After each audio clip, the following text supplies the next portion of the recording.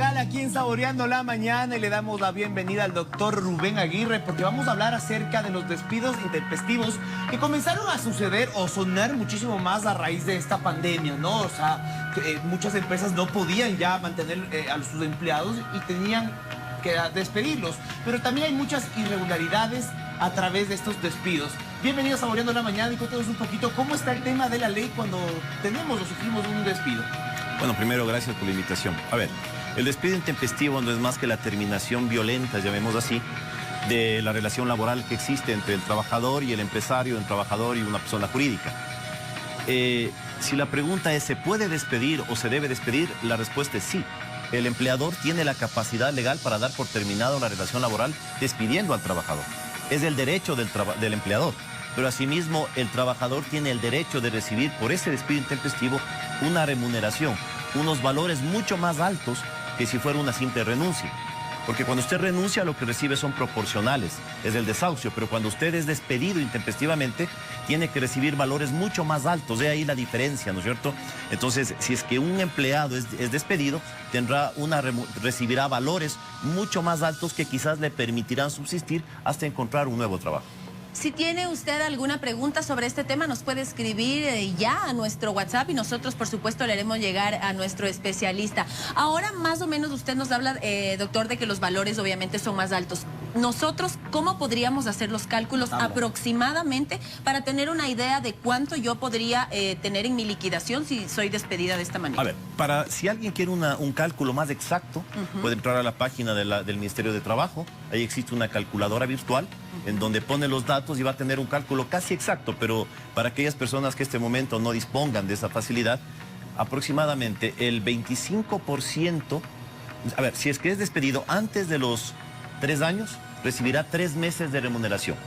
Más los proporcionales de ley, es decir, el 20% por cada año de servicio, más el correspondiente al sueldo si es que no ha recibido vacaciones.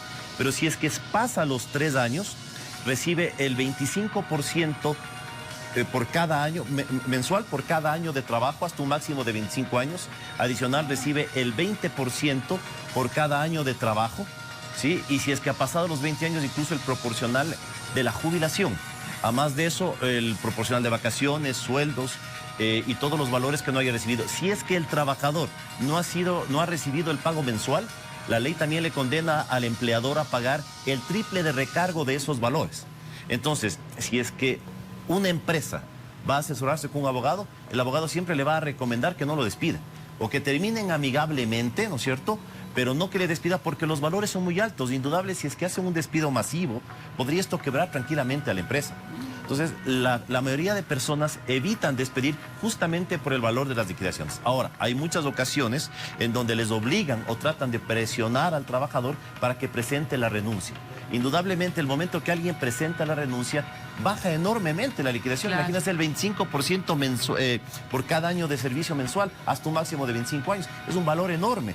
Entonces, lo que debe hacer un trabajador es no renunciar. Si es que es despedido, inmediatamente acudir al Ministerio de Trabajo, que es la primera etapa de un proceso legal. Solamente preguntarle una cosita, perdón, mi querido gordito. ¿Qué pasa si la empresa le presiona? ¿Cómo el trabajador puede decir como me están presionando para que yo tenga que... Presenta una denuncia al Ministerio de Trabajo en donde se indica que le están presionando, que le están acosando para tratar de despedirlo y ya existe un antecedente. ¿Cuál es el mensaje? No presentar renuncia, porque el momento que alguien renuncia, termina la relación laboral y va a ser muy difícil jurídicamente que se pruebe que fue presionado o que fue por la fuerza. Pese a que ahora hay medios técnicos que lo permitirán, qué sé yo, equipos de grabaciones, lo que sea, pero es más complicado. En cambio, si uno no presenta los mensajes, ¿no es cierto? Pero si uno no presenta la renuncia, indudablemente va a tener una liquidación superior. Pero sí puede ser despedido, pero tiene derecho a una mejor liquidación.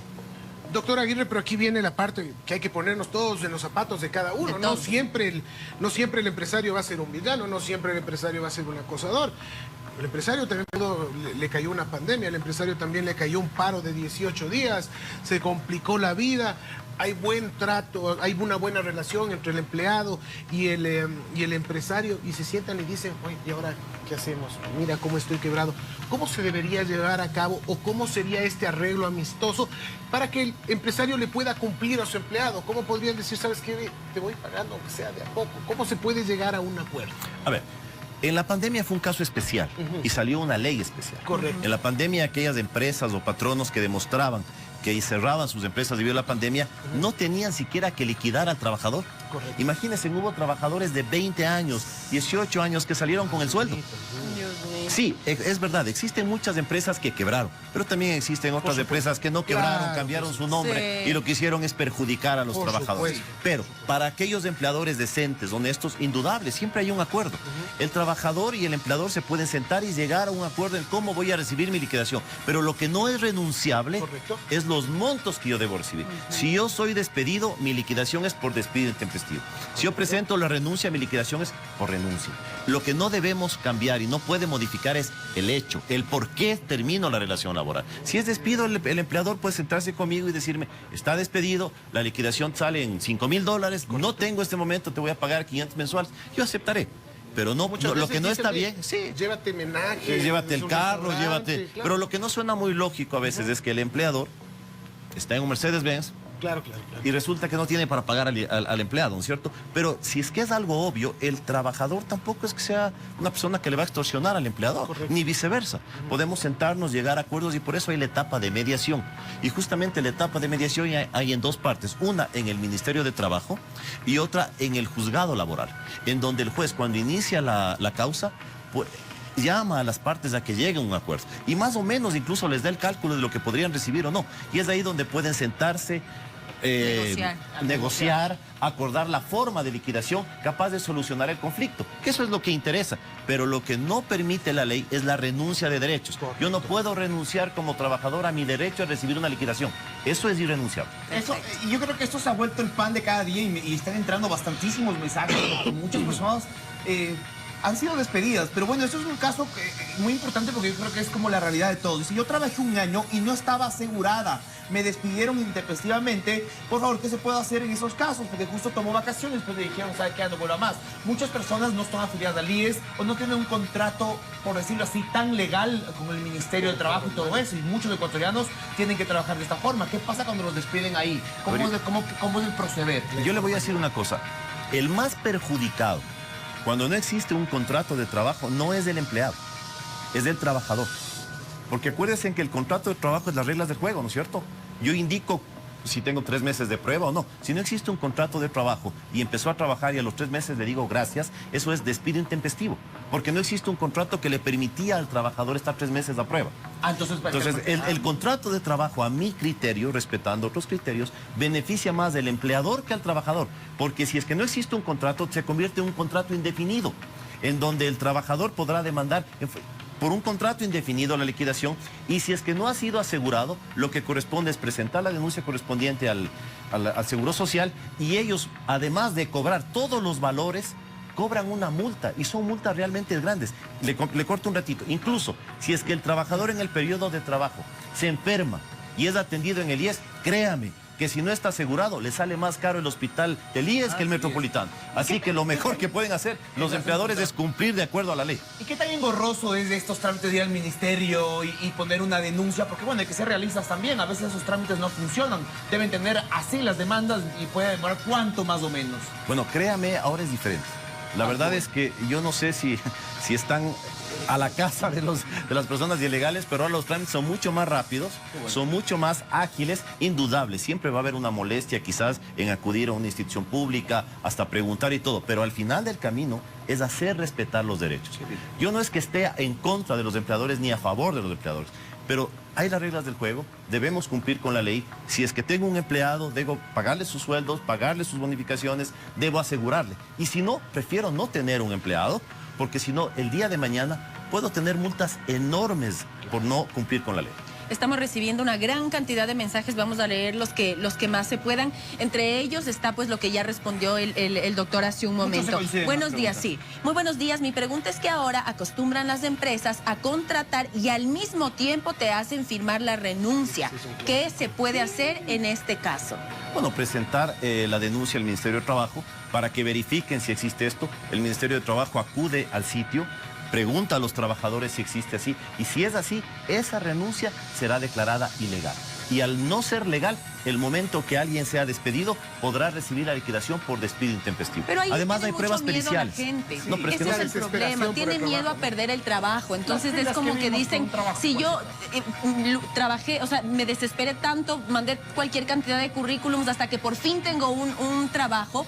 Y ahora, ¿cómo hago? Porque si yo digo esto, me van a despedir, me van a sacar. ¿Qué garantía podría haber? ¿O existe alguna garantía de que te digan, no, si tú pones la denuncia, pues no va a pasar nada? O exacto, se reservan alguna... A ver, yo le digo, esto es cuestión de ingenio. No necesariamente tiene que denunciar el que está trabajando. Exacto, Puede puede ser ser. una tercera persona. Ahí Entonces, está. lo importante es que las autoridades tengan conocimiento. No es que, o sea, tampoco, ¿no es cierto? No voy a arriesgar en Claro, mi mi trabajo. pero también actuemos con lógica. Si es que alguien me está violando un derecho, está actuando de forma ilegal, bueno, que presente una tercera persona la denuncia y se va a percatar que el Ministerio de Trabajo va a hacer su labor. Además, ahora también existen pruebas periciales. Si es que la tinta constante en el documento es muy anterior a la fecha de la renuncia, indudablemente hubo una alteración. Es una prueba de que a mí me hicieron firmar una renuncia antes de haberla presentado. Es una prueba pericial, si es que tenemos grabaciones, más testigos. Entonces, esa renuncia hay que tratar de darle de baja para recibir la liquidación correspondiente. Porque también el empleador tiene derechos, ojo. Si es que tengo un mal trabajador que llega borracho, que Claro. me insulta, que no trabaja, yo tengo el derecho de seguirle un visto bueno y que el señor termine el trabajo y no tenga liquidación. Sean los daños Por que haya supuesto, trabajado. entonces, si es que el trabajador es malo, también el empleador tiene acciones a lógica, seguir en ¿no? el Ministerio de Trabajo, que es el visto bueno. No es que un trabajador va a venir borracho, no es que un trabajador va a venir a insultarme, no es que un trabajador va a robarme Claro. o va a quedarse dormido en el trabajo, ¿no es cierto? Entonces, si es que eso sucede, yo tengo el derecho de iniciar acciones. Pero ¿cuál es la acción? La acción es el visto bueno. Y yo demostraré en el Ministerio de Trabajo que este trabajador es malo. Tomar y por los eso pasos, será ¿no? retirado. Pero la ley cubre, llamemos así, tanto al empleador como al trabajador. Pero el tema es el respeto a los derechos de ambas partes.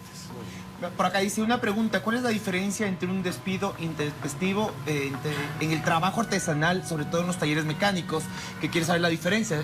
Hay una diferencia entre ser una gran empresa, un local artesano. A ver, aparte dice, uno de mis hijos fue despedido, las sí, justo en la obligaciones pandemia, patronales de los- lo despidieron y claro, el jefe solo cambió el nombre a la empresa y le pasó al nombre a la hija. Por ejemplo, si ese se da el caso, incluso existe acciones paulianas. Generalmente eso sucede cuando ya tiene una persona obligaciones por pagar, ¿no es cierto? Entonces yo vivamente trato de cambiar el nombre de la persona. Ahí inicia la acción pauliana. ¿Qué es la acción pauliana? Es la acción que tiene el acreedor contra los bienes del deudor. ¿Por qué? Porque vendió a una tercera persona para evitar pagar. Incluso si es declarado insolvente, la insolvencia puede ser calificada como temeraria y se convierte en un delito penal. Porque no es que se trata aquí de vivísimos, sino se trata de respetar la ley y obviamente la ¿Y sentencia. hay diferencia entre lo que decía entre un lugar artesanal y una empresa grande? Bueno, indudable, los artesanos tienen mayores beneficios, ¿no es cierto? Tienen ciertos beneficios, pero esto no quiere decir que no deban cumplir con liquidaciones al trabajador. Lo que tienen es beneficios de ellos, no pagar el IVA, tienen ciertos beneficios, quizás pagan menos en el Seguro Social, pero deben cumplir con la ley.